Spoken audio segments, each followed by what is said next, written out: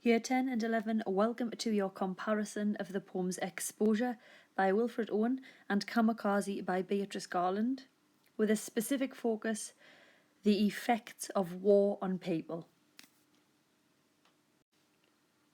In a comparative essay, we must use the correct connectives. The black connectives are when poems are different. You've got whereas, on the other hand, however, in contrast, unlike, and alternatively. If poems in terms of their structure and language are similar, we might use similarly, likewise, equally, as with, and in the same way. We also need to use a variety of the word shows, so we're not always saying the poet shows this shows that, this metaphor shows this, because that is obviously too repetitive. So you have got a list of words that you can replace with shows for. Suggests, implies, outlines, highlights, describes, communicates, connotes, emphasizes, reveals, displays, establishes, portrays, represents, illustrates, informs, means, conveys, and symbolizes. So just try to use a range where possible. As I said at the beginning of the video, this comparison is focusing on this, the effects of war on people. So that is what I shall try to detail as I compare the two poems. And at the end, I have put an example introduction and an example paragraph on structure. I like to stick to the same essay format. If your teacher's taught you otherwise, then obviously stick with your teacher. But my essay format is the introduction, which answers the question, detailing all of the structural devices in Exposure. Then I would detail all of the structural devices in Kamikaze. Then I would move to language in Exposure, language in Kamikaze, and if time, I would conclude. As I said, I've got two example paragraphs coming up, but we'll start with structure and move to language. Don't forget there is videos for the individual poems on my YouTube channel if you want to go in more detail in terms of going stanza by stanza. Okay, Exposure. Exposure uses half rhyme, and this adds a sombre tone under the surface of the poem, which allows the reader, us, to try and contemplate life for the soldiers and their loved ones. And that type of tone, as I say, is sombre, and we realise that war for the soldiers is obviously something that's horrific, but on the flip side of that, anybody waiting at home for these soldiers to return are probably suffering as well. Wilfred Owen also uses your regular stanzas. Okay, all of the stanzas look the same really, so you've got regular stanzas, and this is used to highlight the monotony of life in the trench. The men are bored, but it subtly outlines the irony of the repeated phrase, nothing happens. So the men are sitting there in this poem, aren't they, saying, hey, nothing's happening. And the irony is that they don't realise they are dying. And again, that's something very difficult to contemplate for us. Sitting about dying, but not realising that you are. And as the poem progresses, the men's suffering worsens. And by the final stanza, they're on the verge of death, aren't they? And we have stanzas 5, 6 and 7. Is it that we are dying? We turn back to our dying, for the love of God seems dying. Whereas before that it was, but nothing happens. And then all of a sudden, it's almost as if they give in. So the effect of war on these men, excuse me, is that they inevitably give up because of what they've experienced. This awful weather, the wind, the snow, the ice. And they give up on God as well. So not only does war affect them physically, i.e. the killing, but it also affects them emotionally and mentally. Therein lies the meaning in the title. Don't forget the title has quite a few meanings in this poem, which I'll come to later. The poem shifts focus from the men to their dreams and then their beliefs, as I've just said, and all is futile. They give up on God. They almost give up on the idea of going home, because it says about their ghosts dragging home. Well, that's giving in, isn't it? If your ghost's already got home, you have accepted that you will die. And by the end of the poem, the soldiers are broken, their dreams are broken, their beliefs are broken. So if you get a question about the effect of war on people, well, what it does in exposure is it ruins physically, mentally and emotionally.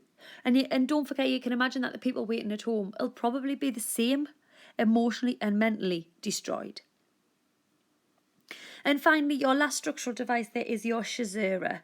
And again, as I say, it's there, these pauses. If you don't know what caesura is, it is the pause in the middle of a poetic line. And Owen uses it a few times. And it is there to highlight the irony behind the poem. The men don't know they're dying, but actually it also reinforces the propaganda machine that was being used during World War One, and that these men have been deceived and misled. I'm sure we've all looked at some form of propaganda where it says, war's a game, come and join, woo! And it acts like it's a celebration, and young men thought they were going to go off and be a hero. And Wilfred Owen exposes the reality. And the caesura, the pauses in this poem, expose the irony within the poem and the deceit of propaganda, as in, war isn't a game, war isn't fun. Okay, we'll move over to Kamikaze. Kamikaze uses irregular stanzas, which is similar to exposure, but this is very different because Beatrice Garland uses them to represent this strict routine of the military, and more specifically in this poem, it reflects the tradition of the Japanese army and the specific tradition of using a kamikaze pilot to sacrifice their life. Okay? Now, because the poem is so strict and rigid, we realise that by defying this tradition, he's ostracised because you just didn't do it. Garland also uses free verse. Now, that is different to exposure because Owen used a half rhyme. Free verse, just in case you don't know, is when the poem does not rhyme. And that creates a serious tone underneath the poem.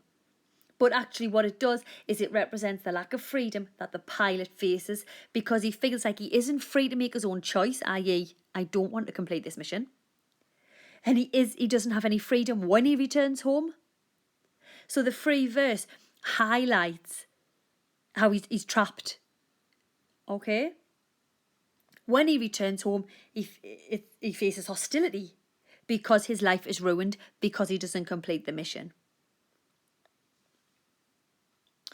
Enjambment. Kamikaze does use enjambment. That is when you've got no punctuation at the end of some of your lines. Not every single line, but some of them. And the poem flows quite rapidly. And this does a few things. It represents the movement of the plane as it spirals quickly out of control and downwards into its target. More specifically, in terms of our question, it represents the spiraling out of control of the pilot's life when he chooses to defy tradition, and it's the spiraling out of control of his life, the life he once possessed. He returns home to silence. But also, in places, the pilot recalls his childhood memories which overtake his ability to complete the mission. Okay. We'll move then to caesura. Don't forget to pause this video as and when you need. I do have a tendency to talk quickly and make the relevant notes. Okay, caesura. Excuse me. That is similar to exposure because Owen likes caesura as well, and he uses it. Now, caesura is used in Kamikaze, and it provides pauses so we, the reader, can speculate as to why the pilot has turned round and not completed the mission. It offers us a chance to consider his life, but also, and more importantly, the life he returns to. And we try to contemplate the fact that his own family abandoned him. And that's the effect of war on people, isn't it? It has ruined not only this man's life, but it has also taken him away from his family, who are ashamed of him. So, the caesura, which is a pause, I think signifies silence. The silence of the community when he returns home and the silence of his own family. And you can follow that within the poem. When the girl says that they stopped laughing and talking to him because they knew they had to. Kamikaze also uses the volta. Now, the volta, in case you don't know, is a change in tone. So when a poem changes tone, and that is clearly at the line, but halfway there.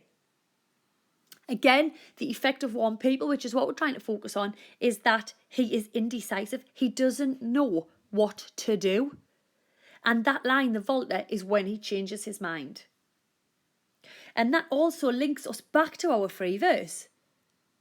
Because, yes, okay, he chooses not to complete this mission, but what he returns to isn't the freedom of the life he had. It is an isolated life where he can't socialise with anybody, where he is shunned by the Japanese people. Okay, we're going to move now to language, which is, there's more to say for language, so be prepared. We'll start with personification for language then, and we'll start with the beginning of the poem. Now remember, the title of this poem is huge because Wilfred Owen is talking about how the men were exposed to the weather, exposed to the enemy, and exposed to emotionally and mentally being destroyed. Now, the personification in the line, iced east winds that knife us, mad gusts tugging on the wire, flakes with lingering stealth come feeling for our faces, his frost will fasten on this mud and dust. So there's a few instances of personification, and personification is huge in this poem because Owen personifies the weather. Now, it's bizarre a little bit, this poem, because if you ask students, tell me what you think someone would describe during World War I, I doubt anybody would say the weather. So what he does is he shows us the real reality of war in the trench, that actually, for a lot of them, the main concern wasn't actually the Germans or the enemy that was going to fire. It was the conditions in which they were existing, in which they were living. So via personification, what we have is the effect of the conditions of war. And what we realise is ice east winds that knife us. The wind stabs the men. Now that is an image whereby we realise just how cold it is. Stabs them, or you can almost feel it. So it's an image whereby we realise that actually they are being killed by the weather. Mad gusts tugging on the wire. Look at the word mad. It's like personification, isn't it? Personification of the wind as if it's nuts and out of control. And then you've got the verb tugging as if it won't let go of them, and it keeps going and it keeps going and it keeps attacking them all of the time. And we've also got the flakes with lingering stealth come feeling for our faces again. Stealth? I mean, that's massive. They don't realise that that's what's killing them because they can't actually see it. And the idea that it feels for their faces, we've all been outside in the cold and that awful feeling on your face. And it's this idea that the cold is touching their face and, killing them, isn't it? And then at the end of the poem, you get his frost will fasten on this mud and us. And his is given a capital H. Again, personification of the weather is something very powerful. Now, if we look at this one, will fasten on us. That word there, they can't get rid. If it's fastened onto them, it is attached. It's attached to the mud and it's attached to the people. So the effect of warm people here is that the conditions of war, i.e. in this instance, the weather is killing them slowly but surely. As I said in the structure paragraph, as the poem progresses, the men suffer and they suffer until by the end, most of them are dead. If we move on, the east winds are merciless and icy. So we've got sibilants and we get the S sound, and the S sound is combined with hard consonant sounds of a D and a T. Okay, and that creates this cutting, bitter edge to the elements which knife the men. Listen, east winds that knife us, you can hear it. The sibilants there, it sounds deadly. All right, flakes with lingering stealth come feeling for our faces. You can hear it in the sibilants and the hard consonant sounds that Owen has used. This bombardment, this weather attacking the men and not letting them escape. The gusts of wind, as I say, are personified as mad, tugging on the wire. But also the wind is given a human feeling. It's indifferent. It's nonchalant, we are told. That means that it doesn't care. It's emotionless in the face of suffering. Because it's nature. It is the power of nature here, isn't it? That it will attack and it will kill without a second thought. And again, as I said, that is what Wilfred Owen is doing. He is showing us that in the face of nature, men are powerless. Usually the coming of dawn is a symbol and arrival of hope, isn't it? Like sunlight. But here, dawn brings misery. We are told it's the poignant misery. And it's also personified as a weary female war commander massing her melancholy army. And the alliteration there creates a sense of oppression, massing her melancholy army. And you've got those long, drawn out syllables again.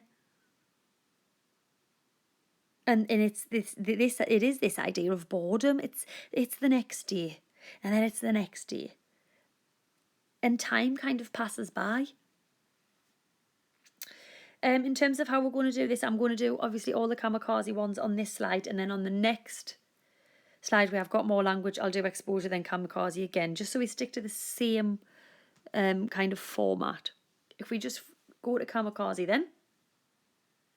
The language in Kamikaze appears to be something that's natural and everyday, but actually it invites the reader to think about the pilot and what he witnesses on the plane. And it adds to the power of the moment when he changes his mind. But it also shows us the daughter, and the daughter is thinking about it as well. Now, the daughter is the person who's trying to justify the actions of the pilot. Embarked has a double meaning: to board a plane, to embark on a new adventure. And to some degree, that also brings us back to this propaganda that a lot of the pilots thought they were embarking on something. And in Japan, this pilot will have thought he was going off to become a hero. And we know that when we get the line journey into history, embark into history. It almost sounds romanticised. So the effect of war here is that he feels as if he's going off to follow tradition, to follow what a lot of the other men were doing, and to serve his country. And it has positive connotations, that word embark. And then we have it linked to the image of sunrise, as if he is going off to be a hero. And then we get a shaven head full of powerful incantations, and it's this image of the soldier with his shaved head. Again, effective warn people, it's part of a ritual. He has demonstrated that he is ready to die in a dignified manner. Again, the huge irony here is that he's actually not ready, because the Volta changes that, doesn't it? Halfway there. So I suppose to some degree, the effect of war here is that it has persuaded him to sacrifice his life. We get the short line journey into history, as I've just mentioned, which highlights the honour and the recognition that the pilots received by giving their lives, and that they'll never be forgotten. They'll go down in history. I mentioned the Volta in structure, but it's there just in case you need it. And then we get she thought. And she thought is an interesting line because it is isolated via Shazura. And it's this huge idea that the pilot's experience is only interpreted by other people, because we don't know what he's done, because he's never told us. We don't know why he's returned home, why he's give up. Generations of people have probably speculated, but the pilot isn't given a voice, and we know that via the word silent later on. And you're building up of this Shazura where we have this uncomfortable silence repeated. The daughter, the reader, the people of Japan are trying to speculate about what this pilot has done. We'll continue language with exposure down the left, and then move to Kamikaze down the right, as we just did on the last slide. Exposure. So the clouds are presented as an army like German tanks, grey, stormy, and lined up in rank upon shivering rank, ready to attack. The men, as I said, mentally suffer. So what happens here? It's almost as if they're comparing the weather to the Germans, because remember, a lot of the men will have gone insane. The snow appears to make conscious decisions about when it's going to settle and when it's going to attack. Flock, pause, renew. The flakes are personified with fingers which feel for the faces of the men. And look at flock, pause, renew. It can just, as I said earlier about the power of nature, it can attack and attack and attack. The sibilants and the hard consonants, I've just made a list there so it's a little bit more clear. And we've got this desolate atmosphere, and we've got the harsh reality of war and the futility of war, isn't it? That to some degree war is pointless, because we often ask ourselves, what is it solving? And if you look, you've got lasts, soaks, clouds, sag, stormy, massing, east, attacks, ranks, shivering, sudden, successive, flights, bullets, streak, silence. You can hear the sibilants and the hard consonant sounds, and it's all almost a mimicking of this weather and the way it is killing the men and how defenseless they are. You know, they can attack the enemy, they can't attack the weather. You've got the emotive imagery of shutters and doors all closed, on us the doors are closed. And this is that stanza when they try to return home and they can't. It is a really sad, powerful image, and they can't go home because the doors are closed. And that is obviously metaphorical, isn't it? It's up to you what you think that metaphor stands for. I think it is death. They can't actually get home because death is staring them in the face. Remember, do the flip side of that they'll have loved ones waiting for their return, and again, it's futile, isn't it? That a lot of the men won't ever return.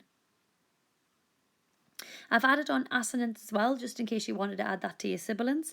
And again, it's a long, drawn out, painful experience for these men, and you get that in the assonance. Just put a few examples there. Oh, grow, only, no, soaks, slowly, ghosts, home, closed. So the soldiers struggle to comprehend the world outside of war, and they're trapped. So what is the effect of war on people here? Well, it's a long, drawn out, painful experience for the families and for the soldiers, and the soldiers can't think about life outside of it because they are suffering so badly. I already done the title of exposure and what that means, so don't forget to include that. They are exposed to many different things, and I suppose that is why Wilfred Owen's written this poem, isn't it? To show you that they aren't just attacking an enemy. They are trying to defend themselves from disease, trench foot, the weather, any tricks their mind might be playing on them. Metaphor, all their eyes, our eyes is huge. When they look at their comrades, they're dead. When they look at their comrades, they are motionless. And finally, on for exposure, I've written rhetorical questions. There's a few rhetorical questions in the poem, isn't there? Isn't it? Is it that we are dying? Is massive. Where the question in their life, you know, you can imagine, are we dying? Are we sitting here and dying? And it's an awful idea to comprehend. We'll move now to Kamikaze to get the last language devices for that before I show you 2 example paragraphs. Okay, you've got the modal verb must, which creates a bond between the pilot and the narrator. And remember, it's because she's trying to justify the actions of him. And again, that kind of simultaneously links to the reader, because we try to justify his actions as well. And perhaps, I don't know, maybe it's his family have. I've done a typo, sorry, I've put hid instead of his at the top there. I apologise, a typing mistake. The narrator is aligned with the pilot and shows sympathy for him. And I think we do too, because the idea of sacrificing your life is probably something that a lot of us wouldn't do. And then to return home and to be treated like that again is something that is very difficult to try and understand. And we try here to understand, and actually we feel sorry for him. We get the simile like bunting, and bunting is associated with celebrations, which naturally contrasts with the themes of the poem. Therefore, we are encouraged to consider what the pilot stands to lose. Again, and this goes back to our question about the effect of war on people. He loses his life. Now, there's a huge irony there, isn't there? So he doesn't actually sacrifice his life for the Japanese mission. But when he returns home, he's lost his life anyway because he is shunned. And then we think about what he misses out on: his daughter grown up, his wife, all of the memories that we have been exposed to throughout the poem. Similarly to exposure, Garland uses the repetition of S, so the sibilant of S, and it creates pace, which could mimic the motion of the aircraft, but if we look at swiveled, it's fatal, isn't it? It's the idea of a fatal attack. And within this idea of repeated S's, we have the fish in the sea. And the narrator here thinks that when the pilot has looked out of his plane, he has seen the sea and all of the beautiful fish in it, and he's been discouraged because of the power of nature. Now there's a similarity there. In exposure, we have the power of nature in terms of how it kills and attacks the men, and here we have the power of nature as a reason to continue living, and that's something you should certainly consider. But this is just, remember, we're just speculating here because we don't know. Has he returned home because of his childhood memories? Has he returned home because he's seen these beautiful natural sights? And therefore the effect of war on people is that actually this particular man doesn't want the war to end or justify his being. He wants to serve out his life. I suppose we can move past the tuna idea because I've just done that in terms of fish. Garland uses a juxtaposition in her vocabulary, turbulent and safe, and naturally that shows us the confusion of the pilot. It shows us the confusion of the daughter as she speculates his reasons, the confusion of the reader, because we're trying to think, well, why has he turned around? What has persuaded him to come back? And I suppose actually what it does is it sums up war. There's a lot of conflicting ideas and emotions associated with war. And then you have that huge sentence at the bottom there, my mother never spoke again in his presence. And we have this tension. And there again, if we're talking about the effect of war on people, that is huge. Because the mother disowns him. The mother disowns her own husband. The mother won't talk to him. And that is the silence of the Shazera I mentioned earlier. Is she embarrassed, disgusted at him? And that is split over 2 lines using enjambment.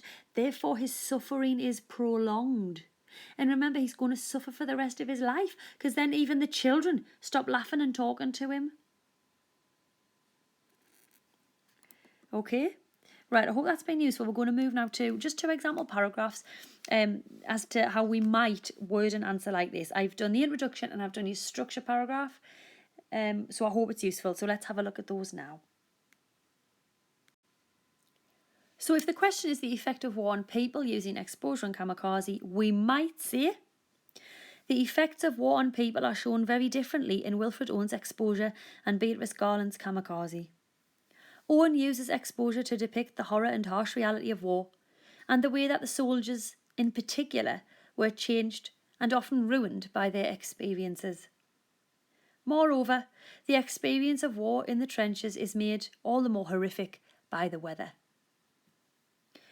Whereas, Garland uses Kamikaze to display the tradition of Japanese fighter pilots and the manner in which they were ostracised by society and even their own loved ones if they defied this tradition.